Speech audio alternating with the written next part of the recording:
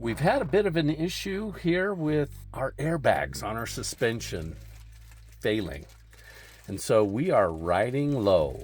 And so we can only drive at about 5 to 10 miles an hour because the axle is just sitting, or the chassis is sitting right on the axle. And then our parts for that repair should arrive in a couple of days. So let's keep our fingers crossed. So let me share you Santa's secret for scrambled eggs. First of all, I'd just like to scramble them up real nice. And then we just add a bit of milk, like so. Mix that up nice and well. Now, the secret to some good scrambled eggs is a low temperature when you cook them. That way you won't burn the eggs and you'll get a nice, even cook on the eggs. Ooh, I can't wait. We had one brat left over from the weekend barbecue, if you will. And so we're going to cut that up and have it for breakfast, making a little French toast and some scrambled eggs. And then we are off to do some shopping and to move on to our next spot. So let me share you Santa's secret for scrambled eggs. First of all, I'd just like to scramble them up real nice. And then we just add a bit of milk,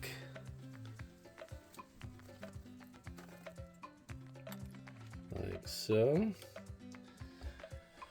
Mix that up nice and well. Now, the secret to some good scrambled eggs is a low temperature when you cook them. That way you won't burn the eggs and you'll get a nice, even cook on the eggs. Ooh, I can't wait. How's the sausage coming along, Mrs. Claus? It's coming. Woohoo! The virtue that we're covering this week is going to be resilience. Any thoughts, Mrs. Claus? Just keep on rolling.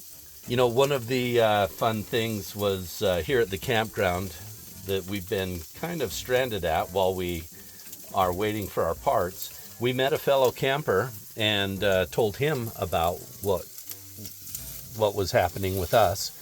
And he came up with, he shared with us an interesting thought. And that is that the trees that can survive a big storm, they're the ones with strong roots and flexible branches. So we've just scrambled an egg and some milk in a nice pan that can handle the French toast dipping. And then we're going to add some nutmeg and cinnamon. So just a few drops of vanilla, bit of nutmeg. Not a whole lot. A bit of cinnamon. There we go. Just enough to make it taste like Christmas. Just enough.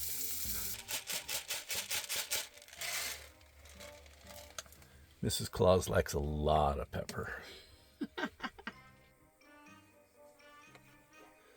Okay, eggs look done. We're down to the last French toast.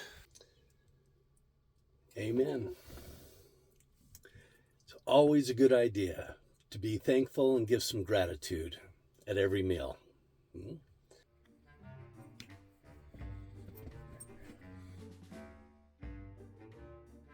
Me, I'm more of a French toast with a dusting of chocolate and some buttermilk syrup.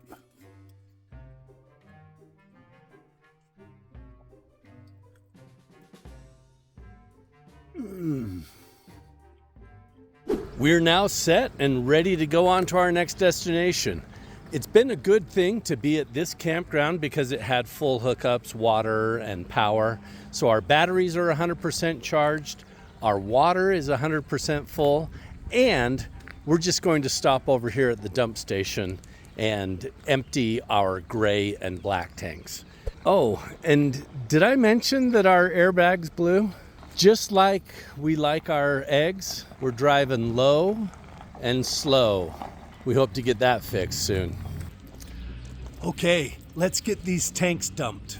It's bad, bad, Leroy Brown, the baddest man in the whole damn town, better than old King Kong, meaner than a junkyard dog. Because our airbags blew, did I mention that?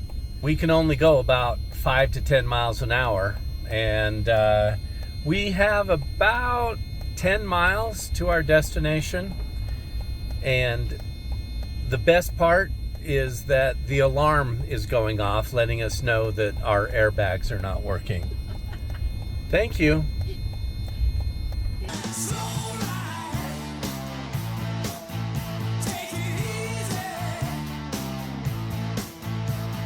The low rider is a little higher.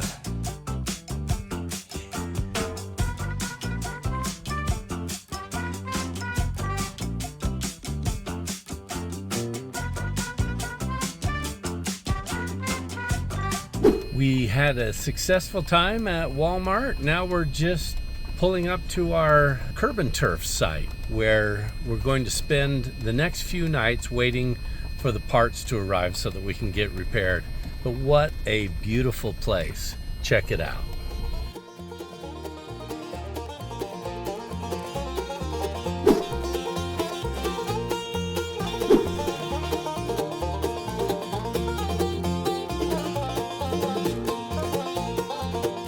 Here we are at our new location, the Sanpete Valley Arabians. And the horses must recognize us because they're coming up fast. Hi, horsies. Long time no see. Here's the mare who's going to be giving birth, hopefully this weekend while we're here. Imagine you're 65 years old. You don't have a thriving business, you don't have a large savings account, and you don't have a promising career ahead of you. In fact, if someone looked at your life up to that point, they might conclude that success had just simply passed you by. You see, as a young boy, your father dies, leaving your family struggling to get by. And at just 6 years old, you're helping care for your younger siblings while your mother works. One of the few skills that you develop during those difficult years is you learn how to cook. And as you grow older, well, life doesn't get much easier. You drop out of school, you work as a farmhand, you paint streetcars, you become a railroad worker, you try your hand at several different jobs, but none of them seems to provide lasting stability.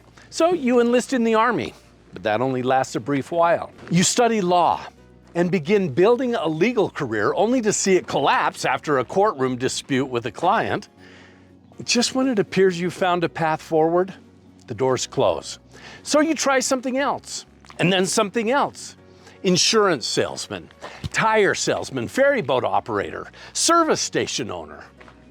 The years pass by, and success remains frustratingly out of reach. Most people, well, they would have become bitter. Some would have decided that the world was against them. Others would have stopped trying altogether, but not this man. Eventually, he opens a service station in rural Kentucky. And to attract travelers, he begins cooking meals for customers. And the food, it becomes very popular, especially his chicken. And for the first time in his life, things seem to be coming together. So, he opens a restaurant, and customers love the food. Business grows, recognition follows, and after decades of struggle, it finally appears that his perseverance has paid off. Then disaster strikes yet again. A new interstate highway is built. Traffic that once passed directly by his restaurant now bypasses it entirely. And that steady stream of customers disappears. The business he spent years building collapses. He's in his 60s. Most people would have viewed this as the end of the story. So he packed up his car with a pressure cooker and his chicken recipe, and he began traveling from restaurant to restaurant. At each stop, he made a simple offer. Try my recipe. If you like it, we can work together. Again and again, he heard the same answer, no. No, we're not interested. No, we already have a chicken recipe. No, thank you. Many people, they quit after a few rejections. Some might endure a few dozen rejections, but this man, he kept going through hundreds. Each rejection could have been a reason to stop, but instead, he chose to smile, learn, adjust, and keep knocking on the next door, and eventually somebody said yes. Then another, then another. His recipe, it spread across the country. That elderly man, who had spent a lifetime encountering setbacks, became one of the most recognizable entrepreneurs in the world. His name, Colonel Harland Sanders. And the recipe, fried chicken. And the business he built, KFC.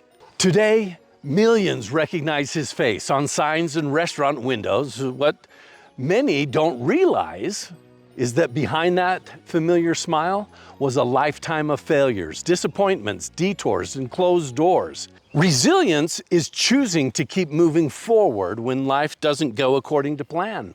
It's believing that one setback does not define your future. It's understanding that every closed door simply means it's time to knock on another. Sometimes the difference between failure and success is the courage to just try one more door. Oh, I love that story. And I think it fits so nicely into that proverb about the tree that survives the storm with the strong roots and the flexible branches.